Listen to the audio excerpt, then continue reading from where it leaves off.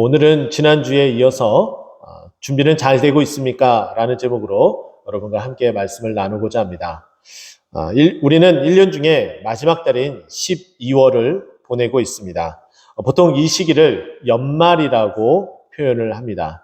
어떻게 한 해를 잘 마무리를 해야 될지에 대한 고민을 하고 그에 대한 일들로 인하여 매우 분주하게 또 은혜 받은 것들은 또 나누고 또 부족한 부분들은 채우며 연말을 그렇게 보내는 많은 일들을 우리는 겪고 있습니다. 그와 반대로 이 시기에 새해를 준비하는 일들도 반드시 해야 됩니다. 그래서 연말연시라는 표현을 우리가 쓰고 있고 또 마무리에 대한 준비보다는 다가오는 새해를 향한 준비가 더더욱 중요하기 때문에 이 시기는 우리에게 어쩌면 매우 중요하다라고 볼 수가 있습니다. 또 교회적으로도 매우 중요한 시기인데요. 올 한 해 잘 마무리해야 되는 일들도 있지만은 2023년을 어떻게 준비하느냐가 바로 이 시기에 결정이 됩니다. 그래서 더 많이 기도해야 되겠고 더 많이 하나님의 은혜를 간구해야 되는 시기가 바로 이 시기입니다. 또한 더불어서 교회의 절기로서는 대림절을 지내고 있으며 성탄절을 준비하는 기간이기 때문에 참 많은 은혜가 우리에게 주어지고 또 부어지고 또 함께 하는 줄 믿습니다. 우리는 성탄절에 이렇게 초점을 또 맞추다 보면은 예수님의 그 탄생하심만 계속해서 우리가 축하를 하는 일들이 있습니다. 그러나 우리는 한 번쯤은 생각해 봐야 되겠죠. 예수님은 이미 오신 예수님입니다. 여러분 믿으십니까? 그 예수님이 우리를 위해서 십자가에 못 박혀 돌아가셨고 우리를 구원해 내셨습니다. 그런데 그 구원을 완성하기 위해서는 어떻게 해야 되느냐? 우리 주님께서 하늘 보좌의 오른편에 앉으셨다가 이제 거기서부터 산자와 죽은 자를 심판하러 이 땅 가운데 내려오셔야 됩니다. 그것을 우리는 성경에서 예수님의 재림이라고 표현을 하고 듣고 알고 있습니다. 그 예수님을 준비하는 기간이 이제는 이 성탄절과 함께 진행돼야 된다라고 저는 생각이 되어집니다. 그래서 성탄절은 예수님의 그 탄생을 축하할 뿐만 아니라 그 오신 예수님이 어떻게 이 땅에 사역하셨고 그 사역의 완성, 하나님의 나라의 그 도래 천국의 그 임하심이 어떠해야 되는 것을 우리가 너무나 잘 알고 있기 때문에 이제는 예수님의 재림을 위해서 또한 준비해야 됩니다. 예수님의 재림을 위해 준비하는 많은 사람들이 있었죠. 초대교회가 예수님의 그 재림을 바라보며 나아가는 일들이 있었죠. 또 뿐만 아니라 예수님의 초림을 준비하는 그 모습이 우리에게도 동일하게 가지고 있다면 우리는 예수님의 그 재림을 잘 준비할 수 있는 하나님의 사람이 될 수 있습니다.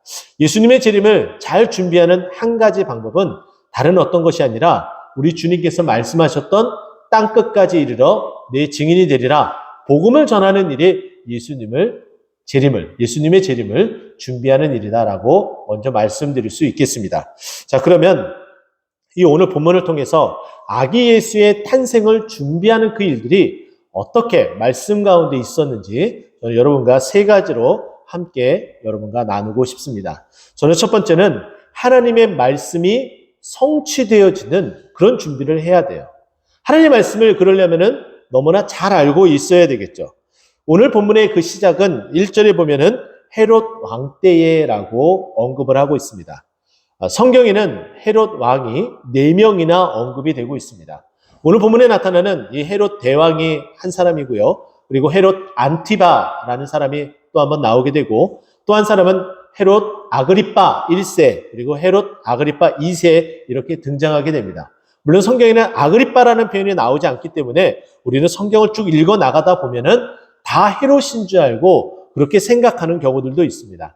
그러나 오늘 본문에 나타나는 이 헤롯은 로마 황제인 가이사 아우구스토가 BC 40년에 이 유대 땅의 왕으로 임명을 하게 됩니다. 그래서 이 유대 땅의 왕으로서 이 유대 땅을 통치하는 자가 되는 것이죠. 그가 이렇게 통치를 하면서 이 유대인들의 그 마음을 사기 위해서 부단히도 애를 쓰고 노력을 했습니다. 그래서 예루살렘 성전을 다시 복원하는 일들도 하기도 했었죠. 그러나 어느 날 불현듯 갑자기 어느 한 사람이 찾아오기 시작을 합니다. 이 한 사람을 통해서 하나님은 큰 역사를 이루게 되죠. 바로 이 동방의 사람들이, 이 박사들이라는 사람들이 찾아오게 됩니다. 박사들이라고 표현했기 때문에 한 사람이 아니라 우리는 여러 사람으로 추정해 볼 수가 있습니다. 우리는 성경을 알고 있는 것처럼 이 동방의 박사들이 예물을 드렸는데 그 예물이 황금과 유황과 모략이라는 걸 잘 알고 있습니다. 그래서 이 동방에서 온 이 박사들이 혹은 세 사람이 아니냐라는 이야기들도 있지만은 두 사람일 수도 있고 세 사람일 수도 있고 네 사람일 수도 있고 다섯 사람일 수도 있습니다.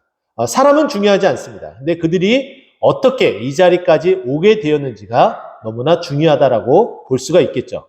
이 헤롯 왕 때에 이 헤롯 왕은 잠깐 다시 설명을 하자면은 자신의 그 정권을 유지하기 위해서 굉장히 잔악무도한 일들을 자행하는 사람입니다.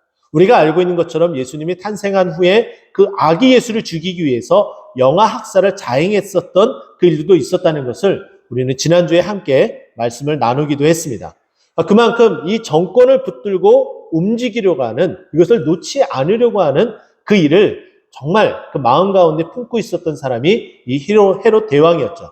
그런데 갑자기 동방에서 박사들이 찾아와서 예루살렘에 도착을 합니다. 근데 이들이 찾아오게 된 것은 그 연유를 살펴보면 이렇습니다. 여기 이 동방이라고 하는 이 지역은 이스라엘로부터 동쪽에 있는 나라를 뜻합니다. 그래서 대부분 이 동방에 특정 지어서 말할 수 있는 곳을 바벨론의 그 나라인 그 땅을 지칭을 할 때에 동방이라는 표현을 자주 사용을 하고 있습니다. 그러면 바벨론에 있는 이 박사들이라는 사람들은 지혜로운 사람 이렇게 표현할 수도 있지만은 단순한 점을 치고 있는 점술가로 표현을 되어지기도 합니다. 근데 이 점술가로서 활동하기 위해서는 단순히 자신들이 알고 있는 바벨론의 그 전통에 의해서 구현되어지는 그 방법으로 점수를 치기도 하지만은 다른 여러 나라의 신화들 속에서 예언되어지고 있는 수많은 그 일들을 보고 배우고 습득하면서 앞으로 이 전 세계가 바벨론을 또 중심으로 어떻게 되어지는지 연구하는 사람들이 이 박사들이었습니다. 그런데 우리가 알고 있는 것처럼 이스라엘의 나라는 남북으로 쪼개지고 또 쪼개짐과 동시에 결국은 하나님의 징계로 말미암아 이들은 결국은 다 흩어지게 됩니다. 특별히 남유다의 이 사람들은 바벨론으로 포로로 끌려가게 되죠. 유대인들은 당연히 그곳에서 생활하면서 후일에 포로 귀환을 통해서 돌아오는 사람도 있었지만 여전히 그곳에서 삶을 살고 있는 사람들이 더 많았습니다. 우리가 알고 있는 것처럼 대표적으로 다니엘이라는 사람이 고국으로 돌아오지 못하고 그곳에서 계속 살았던 것으로 우리는 알고 있습니다. 이처럼 그곳에서 살고 있는 이 유대인들은 끊임없이 하나님의 말씀을 붙잡고 살아갈 수밖에 없어요. 그러면 하나님의 말씀이 예언되어지고 있는 그 내용들을 당연히 회당이라는 곳을 통해서 이 사람들은 하나님의 말씀을 붙들고 나아갔겠죠. 또 뿐만 아니라 그 이야기들을 바벨론의 이 점술가들도 이 박사들도 섭렵을 하고 배우고 있었던 터예요.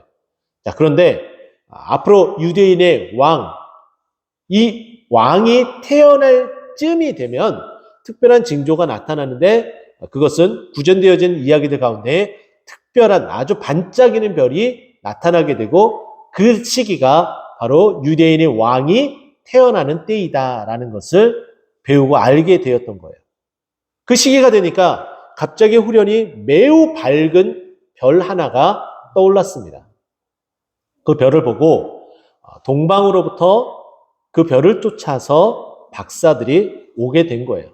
꽤 오랜 시간 다다르면서 그 별이 있었던 지점으로 다가가게 됩니다. 그곳에 다가와서 당연히 유대인이 왕이니까 이 유대 사람들이 살고 있는 이 지역에 왕이 살고 있는 지역인 이 예루살렘에 도달해서 유대인의 왕으로 나신 이가 어디 있느냐라고 물어본 거예요. 자, 그랬더니 화들짝 놀라게 되겠죠. 누가 놀라나요?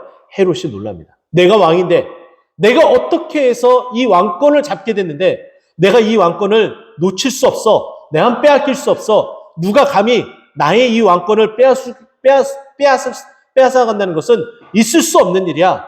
라고 생각하면서 넌지시 물어보기 시작합니다.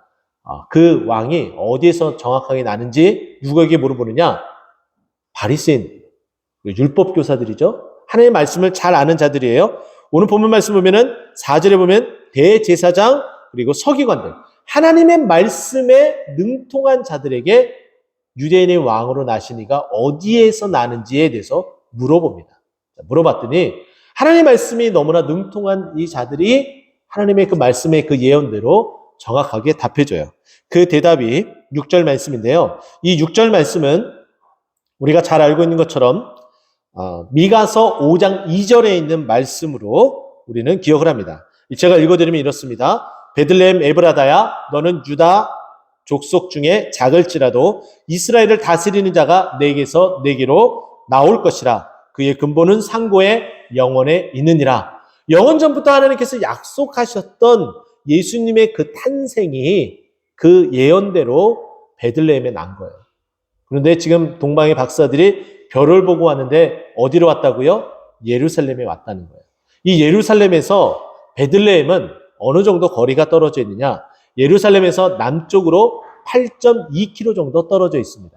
그러니까 매우 가까운 거리니까 당연히 그 멀리서 별을 보고 오면은 베들레헴인지 예루살렘인지 조금은 그 좌표가 흔들릴 수는 있습니다.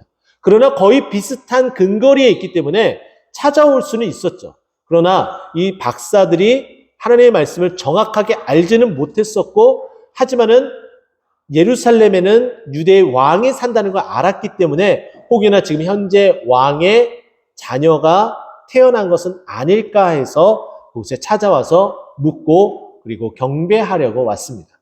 자, 그런데 헤롯이 그것을 대제사장과 서기관들에게 묻고 알게 된 이후 자신의 그 속마음을 드러내지 않게 돼요. 그러면서 만나게 되면, 찾아가게 되면 나에게도 알려줘라 라고 이야기를 합니다. 그 알려주게 되면 자기가 어떻게 한다는 거예요? 자신도 가서 경배하고자 한다라고 이야기를 하면서 이렇게 자기 자신이 그 속마음, 검은 속마음을 감춘 채로 이렇게 얘기를 합니다. 하지만은 이 일들은 하나님께서 정말 특별한 역사하심으로 나타나게 돼요. 우리가 알고 있는 이 예수님의 이 탄생은 특별한 한 가정에 하나님께서 성령의 나타나심으로 태어나게 하셨습니다.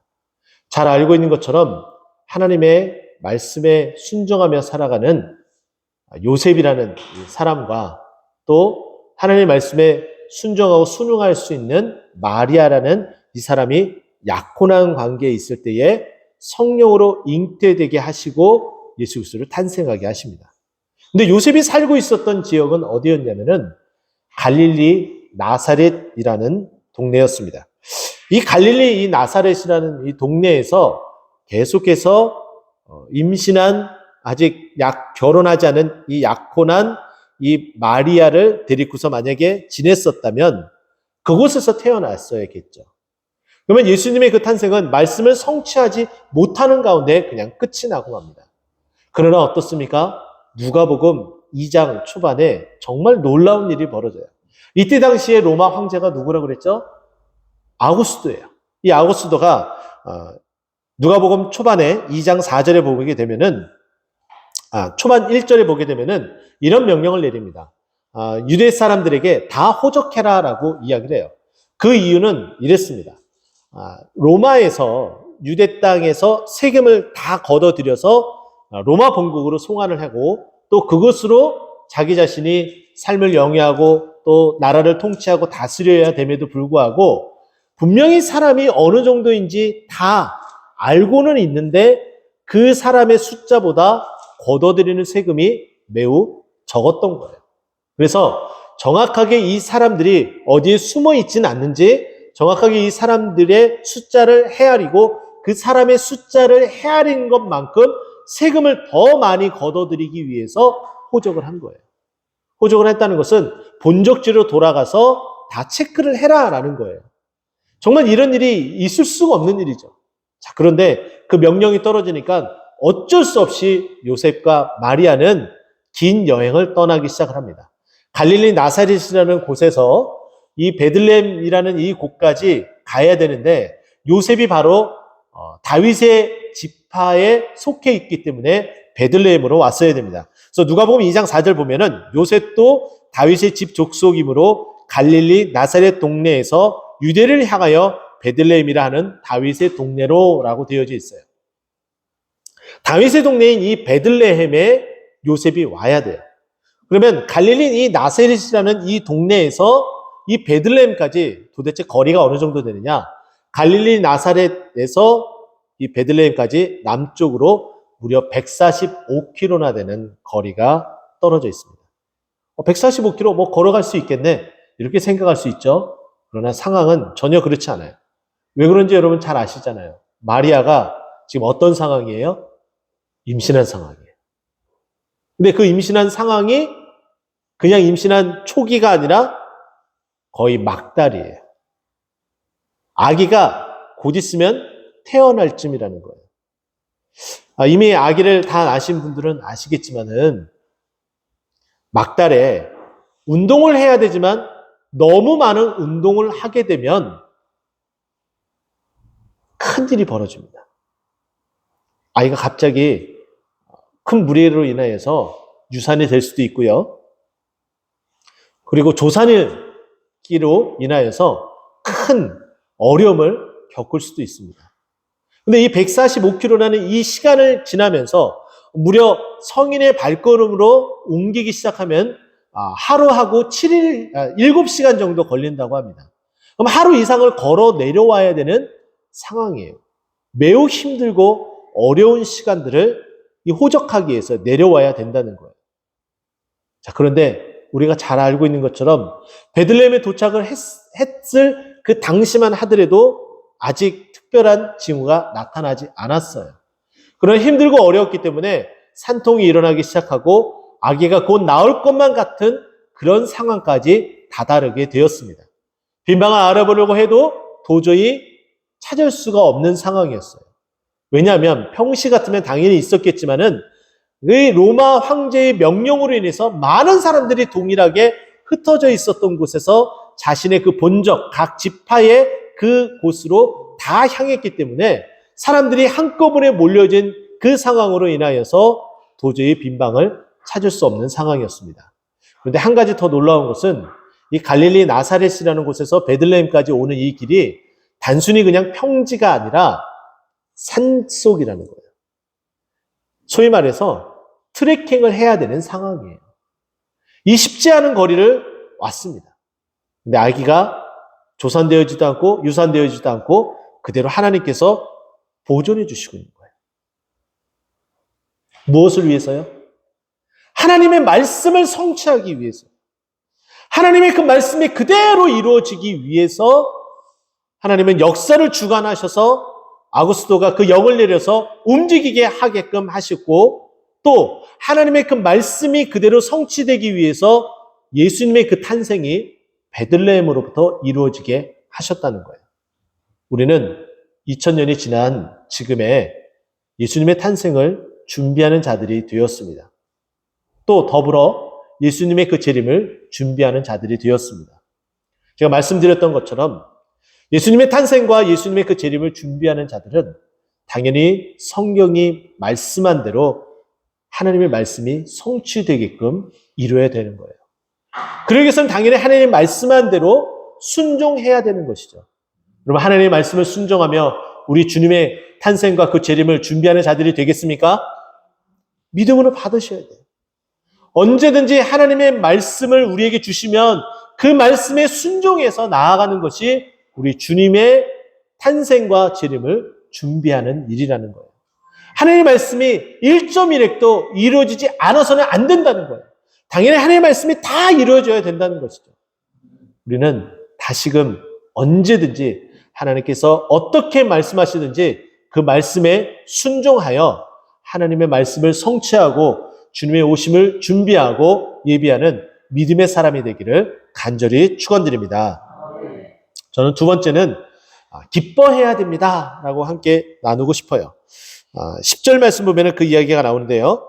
그들이 별을 보고 매우 크게 기뻐하고 기뻐하더라. 할렐루야. 이 동방의 박사들이 헤롯에게 찾아가서 어디서 예수님이 탄생하는지 다 듣게 됩니다. 여기 말씀을 보게 되면은 놀라운 일이 발생하게 되죠. 이 헤롯 왕이 뭐라고 묻는지 한번 보세요.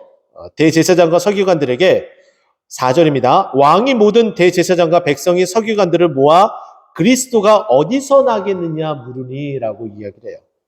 여기 보면 그리스도다라고 정확하게 집었습니다. 그리스도는 헬라어로서 뜻이 기름 부음 받은 자예요. 근데 이 말을 히브리어로 바꾸면은 메시아가 됩니다. 그러니까 메시아가 어디서 태어나는지 물었다는 거예요. 이것만 보더라도 헤롯이 유대인 사람이 아니라는 것을 우리는 간접적으로 알 수가 있어요. 이방인으로서 이둠의 사람입니다. 근데 이 이방인의 사람으로서 유대인의 왕이 되었다. 근데 유대인의 정통의 왕이 오려고 한다라니까 얼마나 마음이 졸였겠어요. 근데 그것을 감추고 박사들이 물었을 때에 베들레헴에서 대제사장과 서기관이 말한 대로 그것을 박사들에게 알려줍니다. 그랬더니 8절 보게 되면은 베들레헴으로 보내며 이르되 가서 아기에게 대하여 자세히 알아보고 찾거든 내게 구하여 나도 가서 그에게 경배하게 하라 라고 거짓으로 자기의 마음을 드러냈다고 말씀드렸죠. 그 이야기를 합니다. 그리고 나서 박사들은 9절에 어떻게 행했는지 보십시오. 박사들이 왕의 말을 듣고 갈새 동방에서 보던 그 별이 문득 앞서 인도하여 가다가 동방에서 별을 보고 왔어요. 근데 그 별빛이 희미해지면서 저쯤 있었는데 라고 생각하면서 예루살렘에 찾아가서 여기일 거야 라는 추정하에 헤롯에게 가서 유대인의 왕으로 나시니가 어디 있느냐라고 물었던 거예요. 근데 다시금 이제 베들레헴이라는 것을 이제 별이 없어도 정확하게 아니까 이제 가기만 하면 돼요. 그러나 요셉이 살고 있는 지역은 갈릴리 나사렛이었지 베들레헴이 아니었어요. 그러니까 어떤 특정한 주거 지역이 없는 거예요. 지금 사람들이 떠돌아다니면서 하룻밤 묵을 수 있는 그런 숙박업소에 예수님의 탄생이 있게 된 거죠. 그러면 그곳이 특정한 지역이 아니기 때문에 언제 어디인지 잘 모르는 거예요. 그러니까 다시 별이 나타났습니다. 자, 별이 문득 앞서 인도하여 가기 시작을 합니다. 단번에 박사들은 알 수 있었어요. 동방에서 봤었던 그 별이 다시 눈앞에 나타나니까 저 별이네 하고서 그 별을 쫓아가면 왕으로 나신 아기 예수를 만날 수 있겠다라는 생각에 쫓아가기 시작을 합니다. 근데 그 별이 정말 놀랍게도요, 아기 예수가 말구 위에 누워 있는 바로 그곳에 딱 멈춰 서 있는 거예요. 더 이상 움직이지 않는 거예요. 이제 됐다, 찾았다. 이러한 마음, 정말 긴 시간 동안에 찾아왔었던 이 박사들의 이 마음이 이 찾은 것에 대한 그 기쁨이 얼마나 컸겠습니까? 그래서 오늘 본문 말씀 10절에 보게 되면은 그들이 별을 보고 매우 크게 기뻐하더라라고 말씀하고 있어요. 여러분, 예수님의 탄생이 기쁘십니까? 크게 기쁘고 기쁘십니까? 정말 이거는 놀라운 일이에요. 여기 보게 되면 기뻐하다라는 표현이 2번 반복이 돼요. 한글 성경이 이렇게 반복이 되죠? 매우 중요해요. 자, 그런데 여기에 또 다른 조사들이 포함되어져 있습니다. 어떤 표현이에요? 크게라는 표현이 나오게 됩니다. 여기에 크게에 해당되는 헬라어를 살펴보게 되면은 어떠한 단어를 사용하느냐? 메갈렌 스포드라라는 단어를 사용하고 있어요. 이 두 개의 단어가 하나의 크게라는 표현으로 다 만들어가고 있어요.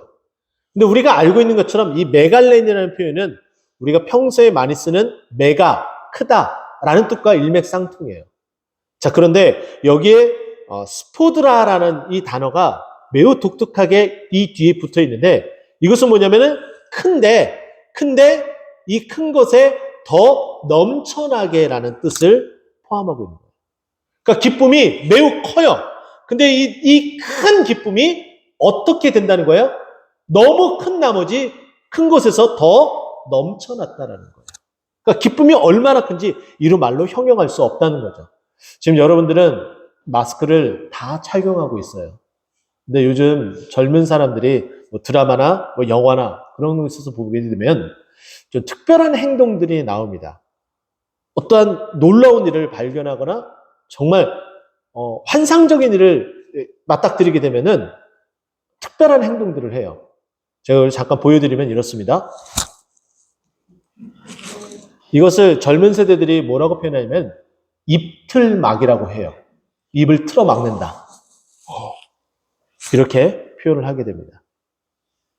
제가 왜 이 말씀을 드리느냐? 이들이 과연 이르지 않았을까라는 생각이 좀 해봤습니다.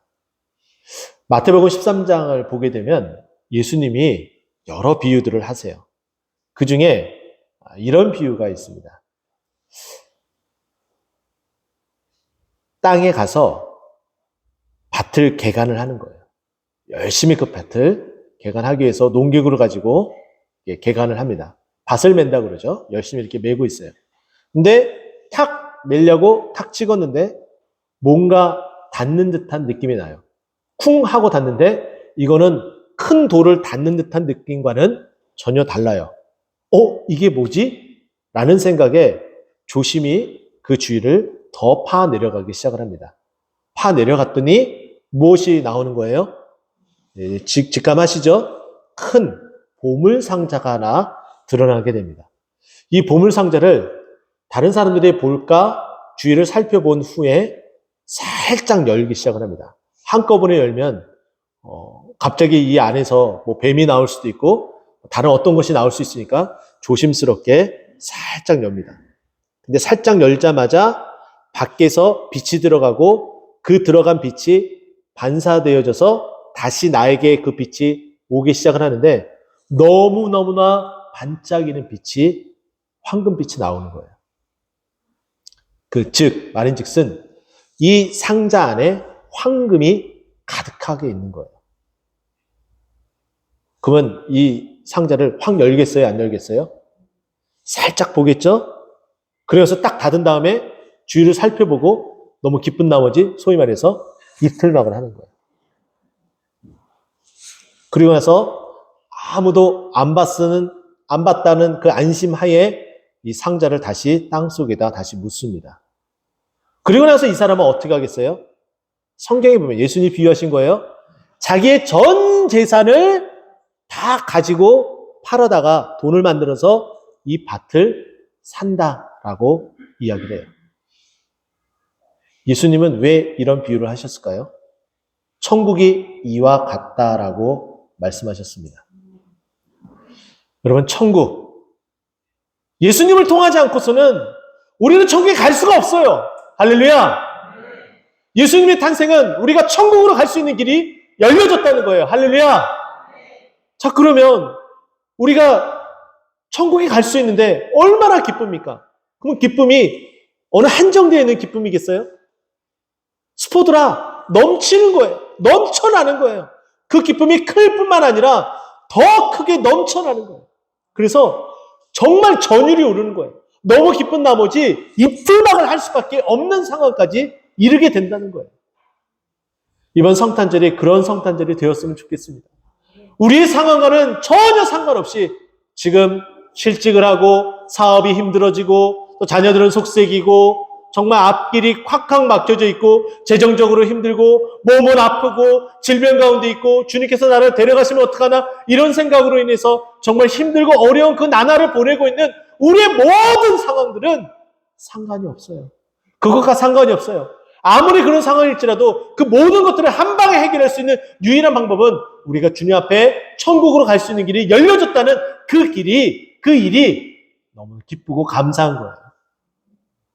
우리는 그렇게 준비를 해야 됩니다. 우리는 다시금 복음을 전하는 일이 무엇 때문에 일어나야 되는 거예요?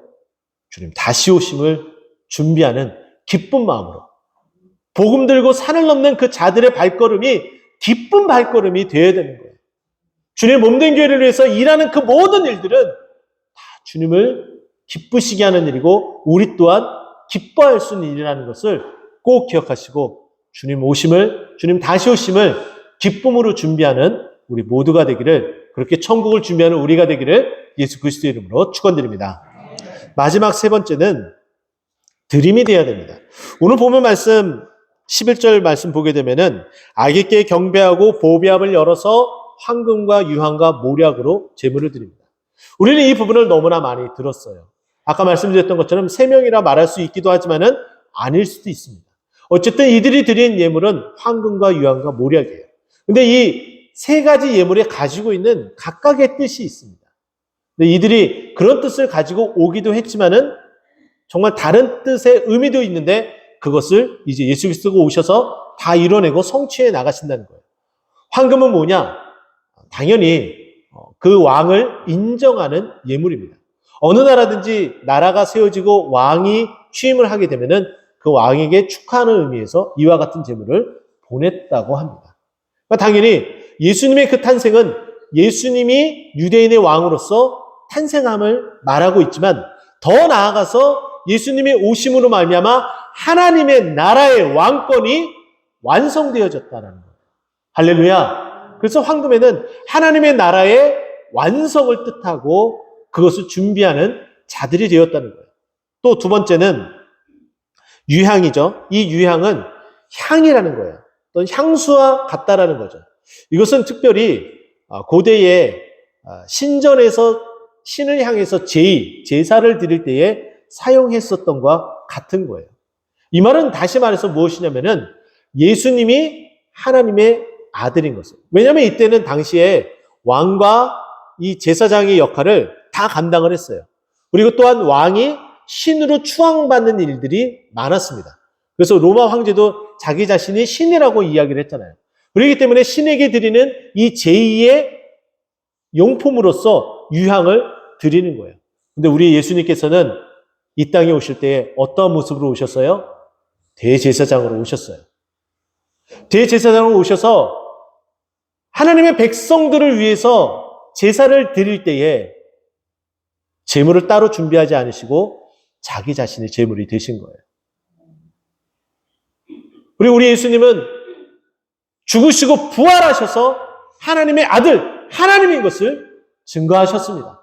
할렐루야. 이렇게 완성해 나가셨다는 거예요.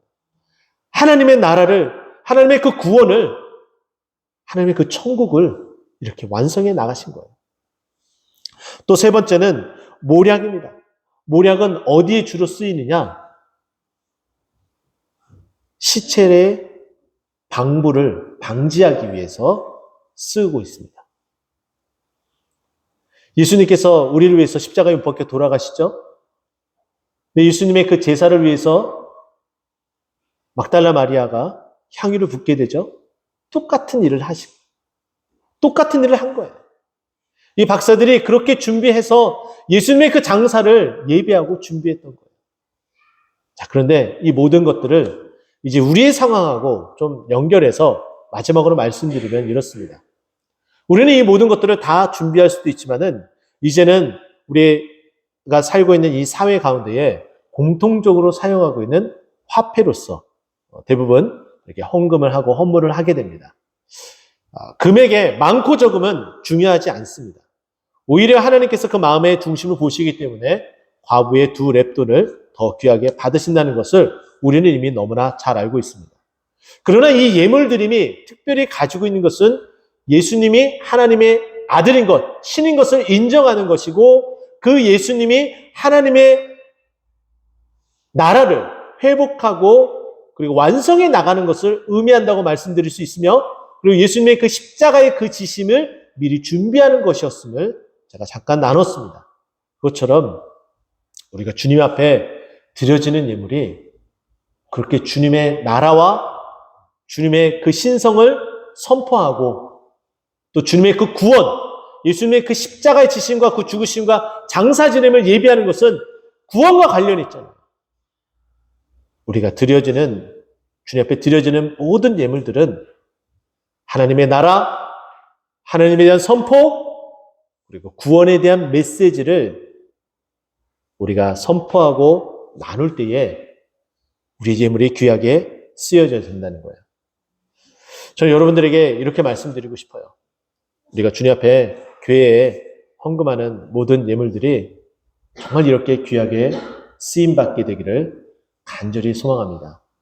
여러분들 그러기 위해서 정말 마음과 뜻과 정성을 다해서 하나님 앞에 드려야 되고요.